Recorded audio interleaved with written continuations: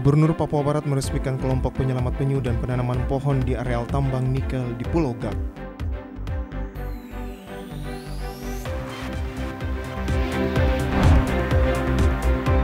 Polres Manokwari melalui Satreskrim Kamis kemarin melakukan reka ulang kasus pembunuhan Marina.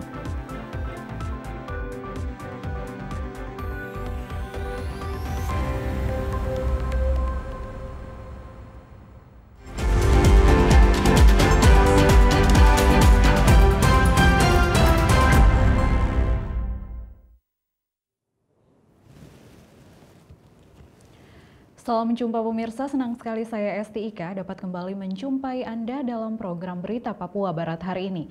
Sejumlah informasi di Papua Barat akan kami hadirkan untuk Anda. Inilah berita selengkapnya.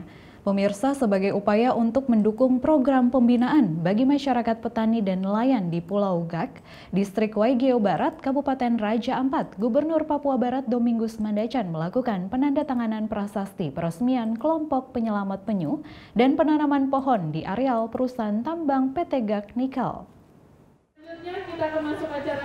Setelah mengikuti safety briefing, Gubernur Papua Barat bersama rombongan menuju tempat penangkaran penyu yang terletak di Kampung Tuturuga, sekaligus melakukan penandatanganan prasasti peresmian kelompok penyelamat penyu, serta Gubernur bersama pimpinan perusahaan PT Gak Nikel dan tokoh adat setempat melepas puluhan tukik penyu.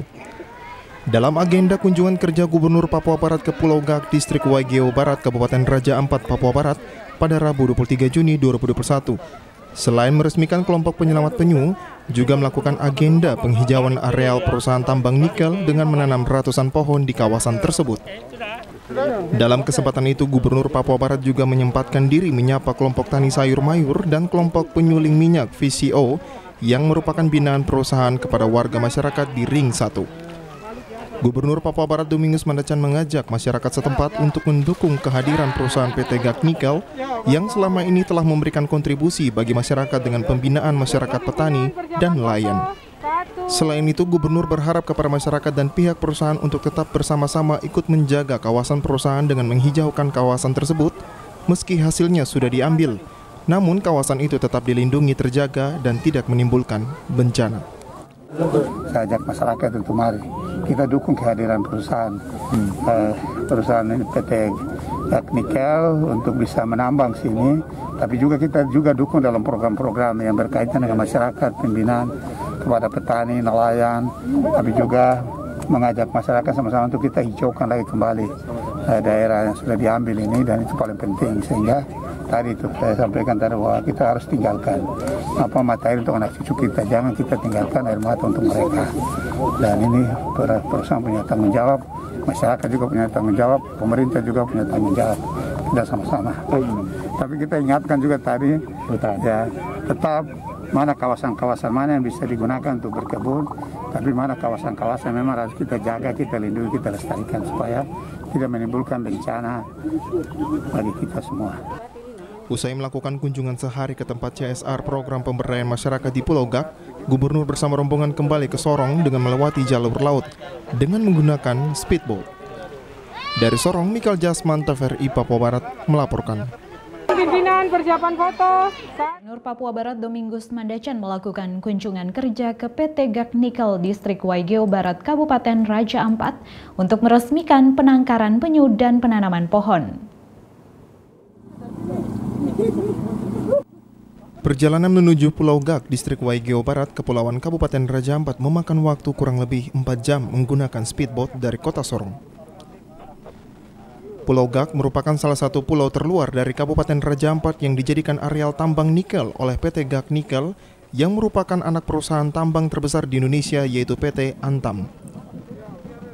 Kedatangan Gubernur Papua Barat bersama rombongan di areal perusahaan PT Gak Nikel disambut dengan berbagai tarian budaya dan pemberian cenderamata.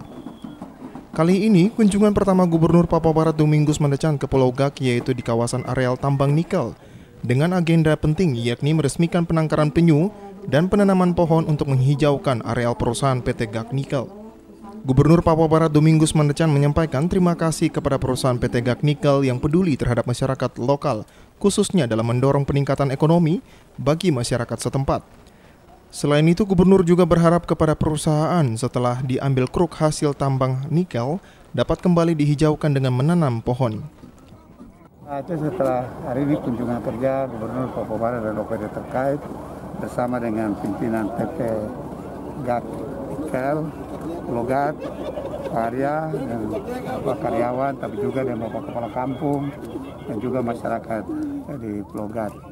Raja Ampat, ya kita hari ini baru datang ke sini untuk melihat perusahaan PT GAK Nikel yang sudah beroperasi di sini. Dan luar biasa kita bisa lihat alih penambangannya ini, tetapi juga perusahaan punya kepedulian juga yang baik untuk menghijaukan kembali ini. Tadi kan saya juga ada ikut tanam pohon, kita hijaukan kembali yang sudah diambil, dihijaukan. Dan harapan saya juga yang setelah diambil nikelnya ini harus dihijaukan lagi, dan ini komitmen kita untuk kita jaga Provinsi Papua Barat sebagai provinsi konservasi. Dengan demikian ya, hutan atau alam ciptaan Tuhan ini kita harus jaga, kita lindungi, kita lestarikan, tapi kita manfaatkan juga. Usai meninjau lokasi areal tambang nikel di Pulau Gak, Gubernur bersama rombongan akan meresmikan penangkaran bibit penyu dan melakukan penanaman pohon. Dari Sorong, Michael Jasman, TVRI Papua Barat melaporkan. Pemirsa, menghadiri musyawarah luar biasa Persekutuan Gereja-Gereja Pentakosta Indonesia, Gubernur Papua Barat berharap dapat menghasilkan program-program yang sejalan dengan visi dan misi pemerintah Provinsi Papua Barat. Kali dengan ibadah singkat yang dipimpin oleh hamba Tuhan Pendeta Jason Balompo Pueng, dengan pembacaan firman Tuhan yang diambil dari kitab Injil Matius 16 ayat 13 hingga ayatnya yang ke-19, yang mengatakan bahwa kita adalah bait Allah, sehingga setiap kehidupan kita harus hidup dengan firman Tuhan. Kitab kita adalah firman Allah, dan di dalam firman Allah ada kekuatan. Firman Allah terambil dari Matius pasal yang ke-16, ayat yang ke-13 sampai ayat yang ke-19. Saya akan bacakan bagi kita semua, dan kalau ada di dan alam maut tidak akan menguasainya. Kepadamu akan kuberikan kunci kerajaan sorga. Apa yang kau ikat di dunia akan terikat di sorga, dan apa yang kau lepas di dunia akan terlepas di sorga.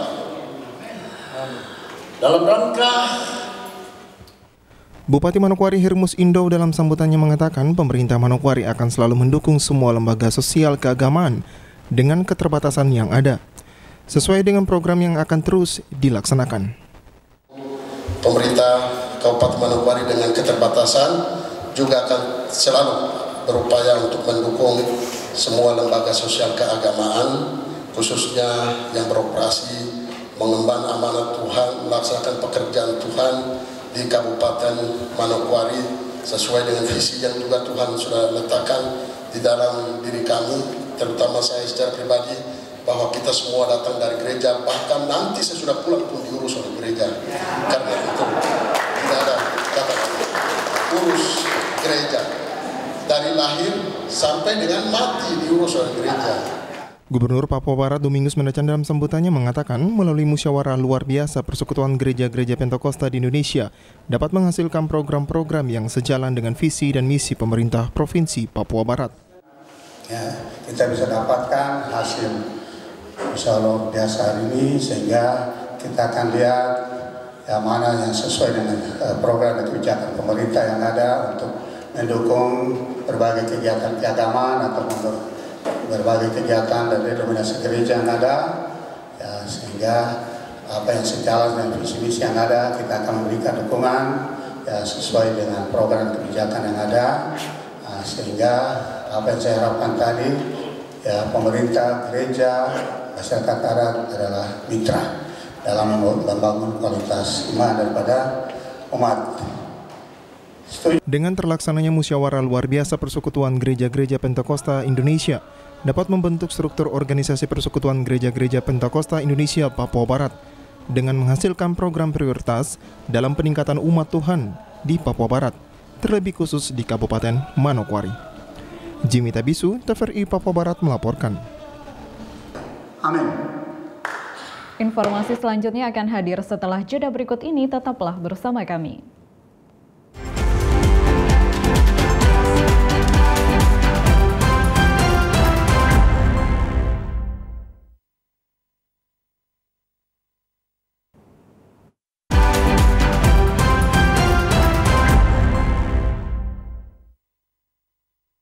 Pemirsa, Polres Manokwari melalui Satreskrim Kamis kemarin melakukan reka ulang kasus pembunuhan terhadap FR yang terjadi di Bumi Marina pada tanggal 18 April lalu yang dilakukan oleh AW.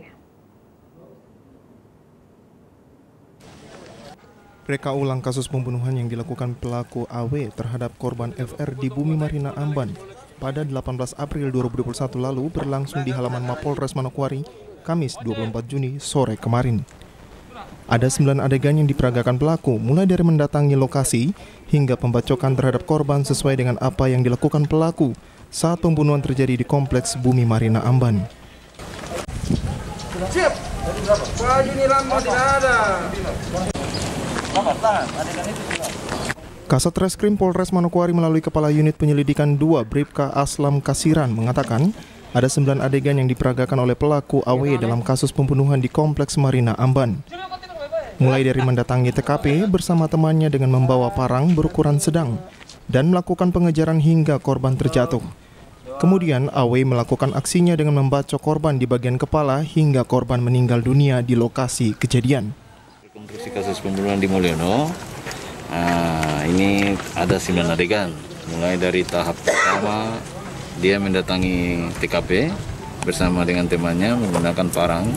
NTSK menggunakan parang berukuran sedang.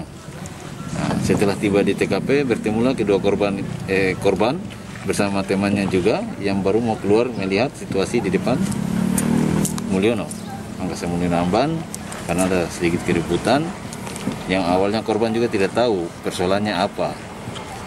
Gitu. Menurut keterangan dari saksi dari temannya korban.